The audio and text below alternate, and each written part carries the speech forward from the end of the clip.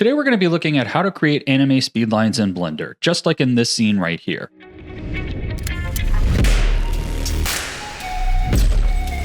Now we're going to be looking at two ways to do this. First, we're going to look at how to do it with just a texture-based system, which is what we see here, great for motion backgrounds. Then we're going to look at how to create a 3D system that can follow the camera around like I used in this shot here. And if you like this muzzle flash effect, it's actually part of a free update to the Dynamic Visual Effects Pack, which is on sale along with my other products for 25% off on Blender Market right now. First, we're going to start with the 2D variant. That's the simpler of the two. So let's grab a plane here or any object, and I'm going to click New, start a new material here, and just add 2D speed lines here. Now the setup here is pretty simple. We're essentially just going to stretch a noise texture and then crunch it with a color ramp. So I'll go ahead and hit Shift A, add a noise texture here, and I'm going to change these settings later. But for now, I'm going to drag the factor here into the base color. And now we can see that our noise texture is appearing there. Now, if you have Node Wrangler add-ons enabled, which comes with Blender by free, you can just grab this here and hit Control T, and that's going to add a texture coordinate node and a mapping node. In this case, I want to use the UV node. There we go. Now we need to crunch this down. So we're going to add a color ramp.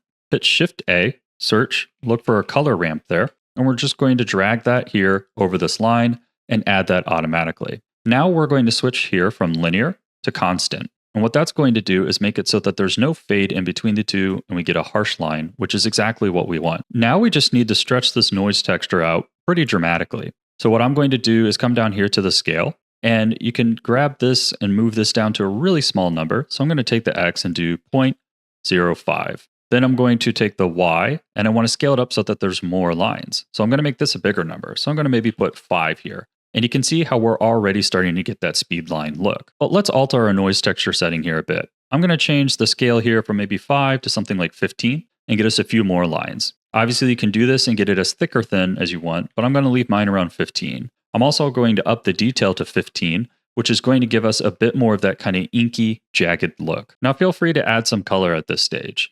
Right now we just have it set to black and white, but I'm going to mimic my opening of the video and do a light blue and a dark blue there. Now we want to add some movement. Now most people would probably tell you to add a hashtag frame here, but I think there's a better method. Let's look at how. So I want the motion to move left to right in the direction of the lines.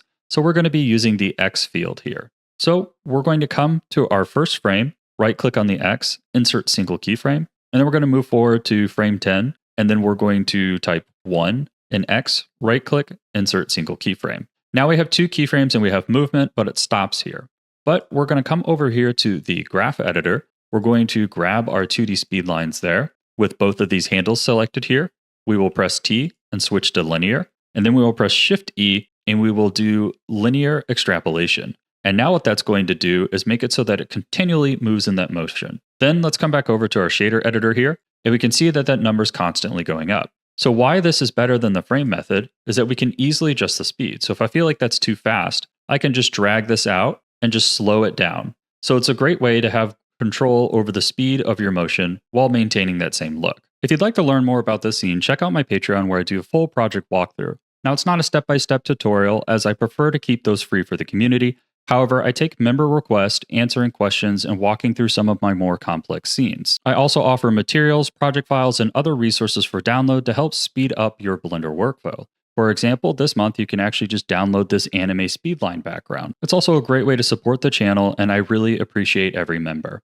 But let's get back to our tutorial. Next up, let's take a look at how we can create a more advanced anime speedline systems with this 3D version made in geometry nodes, which you can see I have attached to the camera here. Now this entire system is included in my Dynamic Visual Effects Pack I mentioned in the beginning of the video, but I'm going to show you how to recreate the entire thing here for free. So here in my scene, I have a plane here, and I'm going to call this speed lines, and I have geometry nodes open down here, and I'm just going to click new and name this 3D speed lines. Now we're not actually going to be using this plane, it's just a placeholder object, so we can go ahead and disconnect the geometry for now and begin adding our nodes. So first what we need to do is create an object that's circular so we can emit lines on it as particle instances. So we'll call this base emitter, and I'm going to search for a curved circle here. I'm going to put that there, and I'm going to drag this into the geometry output so we can see it. We're going to put a transform geometry on this, and this will just give us some more control so that we can play with the scale of this. So if I want to plug a value node down here into the scale, I can then open this and change those values pretty simply. Let's start with something like 2. give us a bigger emitter. And I'm going to lower the resolution here. I'm going to set mine to around 30 just so I have an easy, even number to work with. Now we're going to resample the curve. And what that'll allow us to do is determine how many points are on that curve. So I'll put resample here, set that there, and let's set the count to something low like 12. So we've essentially lowered the resolution. Now we need to create some spikes that can appear on these points and serve as our speed lines. So we're going to go ahead and make a little line shape system over here. So let's add a mesh circle here and lower this down to something like 3. And this is essentially going to give us a triangle, just like that. Now what we can do here is search for a set position node, and we want to offset this so that it's on the center. So we'll go 0.5. So now we have that origin point here, so that when we mesh this around the circle, it'll all rotate from this point, which is what we want. So we'll add a transform geometry node here, and this is just going to give us control over this, and we want to control the rotation point. So we'll drag this rotation off into a combine XYZ vector. And the reason we want to do that is now we can control these individually, just like that. Now what we're going to do is delete this viewer node I have here. And we have our little triangle shape. We're going to add a instance on points up here on our curve circle, so our base mesh. And then we're going to drag our line shape that we just created, our little triangle, up here into the instance. And you can see that we're starting to get the shape that we want here. So now we're going to add a rotate instances here. And I'm just going to set this up for a bit later. But what we want to do is rotate this 90 degrees and then 180 degrees here. And that's going to start giving us the shape that we want. But we need these to appear along the vector of the line. So we can do that using the normal. So we'll use an align Euler to vector. There's a deprecated version in this new version here. We will drag this vector off, and we're just going to tab normal. Now we can grab the rotation and put it up here, and you can see things are a bit wonky now. But if we switch this to X, you can see that all of our lines are starting to point in. And you can see that if I look at it from above, we're getting these kind of straight lines because we're seeing it from the edge. So we want these to look a little thicker, so we can actually adjust our rotation here of the instances. So if I remove that 90 degrees here, you can see that now all the lines are pointing in like we want. And this value may look different for you, depending on what view you're working on. I'm working in a top-down view, so if you created your mesh and rotated it 90 degrees, you might need to compensate here. So just keep rotating it 90 degrees until you get the correct orientation. So we have two things left to do. First, we need to make these kind of long and skinny and randomize the length of them. And then we need to add animation to them. So let's look at how we can adjust the scale in these first. We're going to look at changing the X and the Y values independently of one another.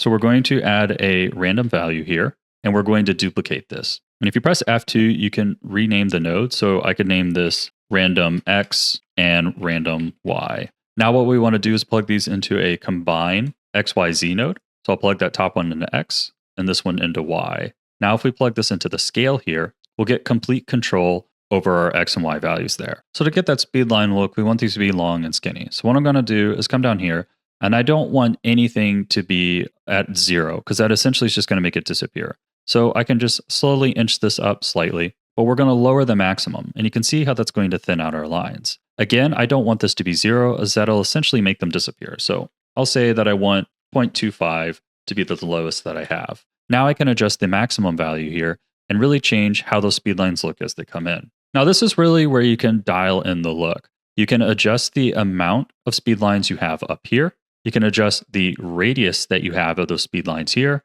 And then you can adjust the length and the value here. And you can adjust the length and the width here. Now if you want the same exact look I had in the opening of the video, I set my radius to 1.29. I set my count to 12. And then these are the values I used for the X and the Y. Now one last thing we want to do before we move on to motion is we have the Z here, which isn't technically doing anything because we're just using a flat plane, but it's good to set it to 1 so you're not zeroing out the scale and potentially causing issues later. Now for the motion here, it's a really simple setup.